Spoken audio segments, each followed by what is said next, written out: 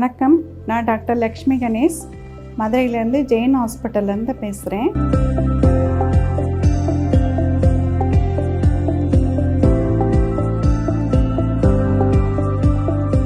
எப்போது pregnancy test எடுக்க வேண்டும் மேடம்?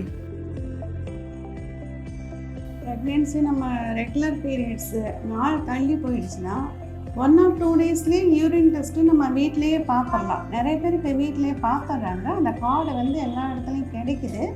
ஸோ அந்த கார்டு போட்டு அந்த யூரின் வந்து அதை சின்ன ஒரு டிப்பர் இருக்கும்.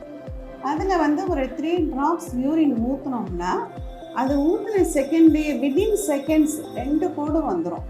ஒன்று சீன் இருக்கும், ஒன்று டீன் இருக்கும். சிங்கிறது கண்ட்ரோல், டீங்கிறது டெஸ்ட்டு. ஸோ ரெண்டுலேயும் கோடு நல்லா பிரைட்டாக பிங்காக வந்துருச்சுனாலே அது பாசிட்டிவ் தான் அர்த்தம்.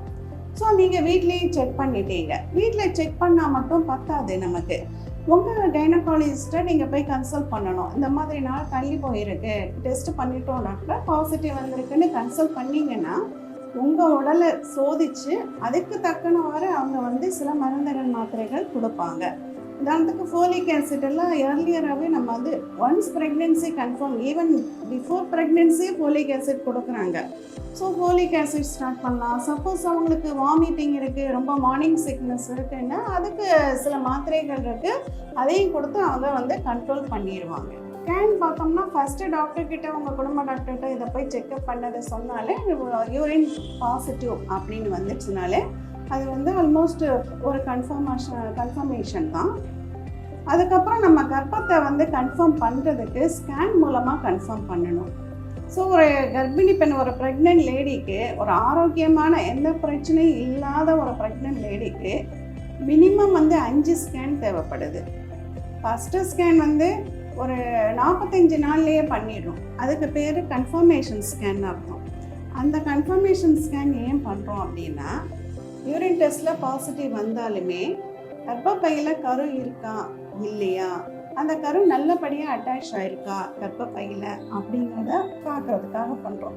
ஸோ சில சமயத்தில் யூரின் டெஸ்ட்டில் பாசிட்டிவ் காமிச்சிடும், ஆனால் நம்ம ஸ்கேன் பண்ணையில் கர்ப்பப்பையில் கருவே இருக்காது.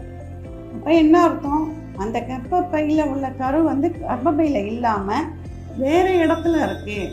அதுக்கு பேர் தான் எக்டாபிக் ப்ரெக்னென்சி அப்படின்னு சொல்கிறோம். ஸோ அந்த எக்டாபிக் ப்ரெக்னென்சியை ரொம்ப ஏர்லியர் ஸ்டேஜில் பார்க்கணும் அப்படின்னா நம்ம 45 நாள்லேயே ஒரு ஸ்கேன் பண்ணணும். அதுக்கான பர்பஸ் தான் அந்த 45 நாள் ஸ்கேன். 2வது ஸ்கேன் எப்போ பண்ணுறோம்னா 12 வாரத்தில் பண்ணுறோம். ஸோ 12 வாரத்தில் வந்து என்டி ஸ்கேன், அதுக்கு பேரே என்டி ஸ்கேன் தான், நியூக்கல் டிரான்ஸ்லூசன்சி அப்படின்னு சொல்கிறோம். அந்த என்டி ஸ்கேன் பண்ணுறதுக்கு காரணம் வந்து சில குறைபாடுகள் முன்னாடியே நம்ம கண்டுபிடிக்க முடியும். உதாரணத்துக்கு டவுன் சிண்ட்ரோம், அதை வந்து இந்த என்டி ஸ்கேன் மூலமாக கண்டுபிடிக்க முடியும். ஸோ அந்த மாதிரி இருந்துச்சு அப்படின்னா முதல்ல நம்ம வந்து தெரிஞ்சுக்க முடியுங்கிறதுக்காக தான் இந்த என்டி ஸ்கேன் ரொம்ப அவசியமாக நம்ம பண்ணுறோம். 3வது ஸ்கேன் வந்து 5ஆம் மாதத்தில், அதாவது 18 வாரத்துலேருந்து 22 வாரத்தில் நம்ம பண்ணுறோம். அது என்னன்னா முழு உடல் பரிசோதனை மாதிரி உச்சந்தலையிலேருந்து உள்ளங்கால் வரைக்கும் அந்த குழந்தைய ஸ்கேன் பண்ணி அந்த குழந்தைக்கு ஏதாவது குறைபாடுகள் இருக்கா அப்படின்னு பார்க்குறதுக்காக பண்ணுறோம். 99% இதில் வந்து நம்ம வந்து குறைபாடுகள் கண்டுபிடிக்க முடியும். சில குறைபாடுகள் இதில் ஸ்கேன்லேயே தெரியாமலும் இருக்கலாம். 4வது ஸ்கேன் வந்து குரோத் ஸ்கேன் அப்படின்னு சொல்கிறோம். அது 7ஆம் மாதத்தில் எடுக்கிறோம், அதாவது 28 வாரத்துக்கு பிறகு எடுக்கிறோம் அந்த ஸ்கேனை. அந்த ஸ்கேனில் வந்து குழந்தையோட வளர்ச்சி எப்படி இருக்குது, நஞ்சு எப்படி இருக்குது, நஞ்சு எங்கே ஒட்டியிருக்கு, கீழே போர்ஷனில் இருக்கா மேலே போர்ஷனில் இருக்கா, தண்ணி சத்து எப்படி இருக்குது, குழந்தையோட பிளட் ஃப்ளோ, அந்த அம்பிளிக்கல் காடு வழியாக போகிற அந்த ரத்த சப்ளை வந்து நல்லா இருக்கான்னு பார்க்குறதுக்காண்டி எடுக்கிறோம். ஸோ இதுக்கப்புறம் கடைசி ஸ்கேன்னா 9ஆம் மாத ஸ்கேன், அதாவது 36 வாரம் கழித்து நம்ம எடுக்கிறோம். ஸோ அந்த ஸ்கேனில் தான் குழந்தையோட எடை, தண்ணீர் சத்து, குழந்தையோட பொசிஷன், தலை எங்கே இருக்குது, முதுகு பக்கம் இடது பக்கம் இருக்கா வலது பக்கம் இருக்கா, நஞ்சு கீழே இருக்கா மேலே இருக்கா, போதுமான எடையில் போதுமான வளர்ச்சியில் சரியாக இருக்கா அப்படின்னு பார்க்குறதுக்காண்டி அந்த ஸ்கேன் எடுக்கிறோம்.